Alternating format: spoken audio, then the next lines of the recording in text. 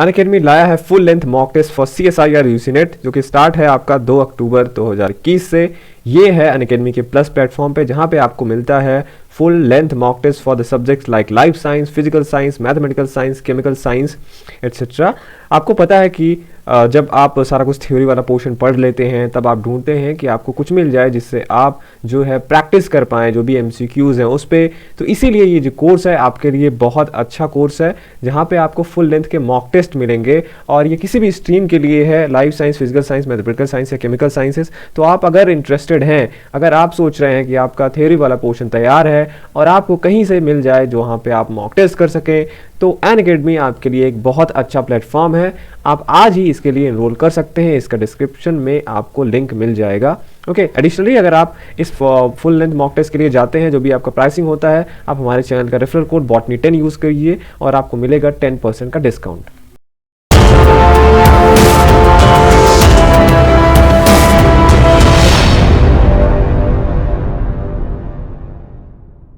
Hello friends, welcome to channel masters of botany again. मैं हूं आपका दोस्त विनय कुमार सिंह और इस वीडियो में मैं दो चीज़ों की बात करूंगा जो कि अक्सर एग्जामिनेशन में पूछा जाता है। ये आपका आज क्लियर हो जाएगा और सारी चीज़ें मैं यही एक ही स्लाइड में आपको बताऊंगा। दो केसेस होते हैं, एक केस में जब हम डिप्लॉयड मेल लेते हैं और उसका क्रॉस कराते हैं टेट्राप्लॉयड फीमेल से, वहीं दूसरे केस में क्या होता है, इसी का उल्टा होता है, रेसिप्रोकल क्रॉस भी आप इसको बोल सकते हैं, जहाँ पे हम मेल को टेट्राप्लॉयड लेते हैं और फीमेल को डिप्लॉयड लेते हैं। अक्सर एग्जामिनेशन में पूछा जाता है कि ऐसे क्रॉसिंग का रिजल्टेंट एंडोस्पर्म क्या होगा, क्या एम्ब्रियो में चेंजेस आते हैं कि नहीं आते हैं, ये एग्जाम में पूछा गया है।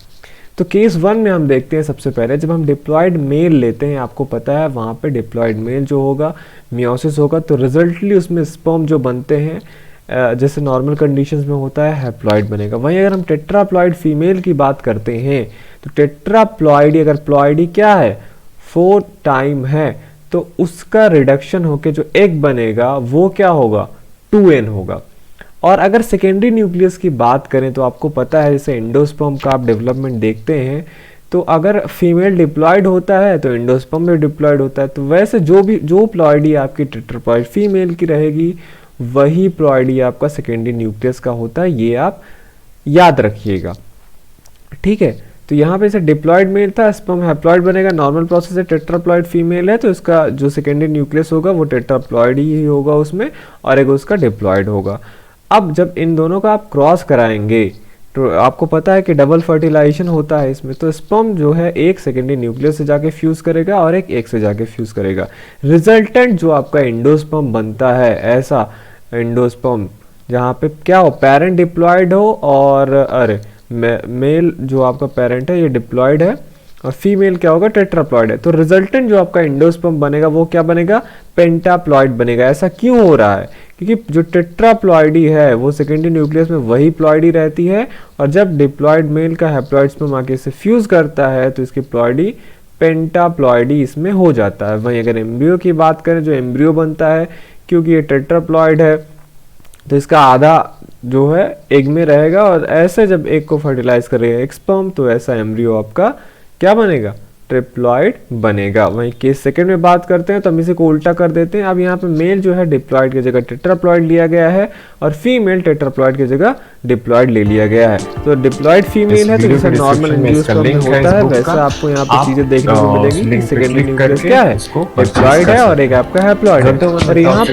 पे ये जो है टेट्राप्लॉयड मेल के होने से इसका जो स्पर्म बन रहा है ये n ना होके 2n होगा, और रिजल्टेंट जब आप इसको क्रॉस कराएंगे तो जो ऐसा जो डिप्लॉयड आपका स्पर्म है ये जब जो डिप्लॉयड सेकेंडरी न्यूक्लियस से वो करेगा फ्यूज करेगा तो रिजल्टेंट आपका जो एंडोस्पर्म है वो टेट्राप्लॉयड बनेगा। तो दोनों केसेस में अगर आपसे ऐसे कभी पूछा जाए क्वेश्चन में, क्योंकि पूछा गया है रिसेंट एग्जामिनेशन में इसलिए मैं ये वीडियो लेके आया हूँ, तो अगर डिप्लॉयड मेल और टेट्राप्लॉयड फीमेल का क्रॉस कराते हैं as in case number first, तो एंडोस्पर्म आपका पेंटाप्लॉयड बनता है और एम्ब्रियो ट्रिप्लॉयड बनता है।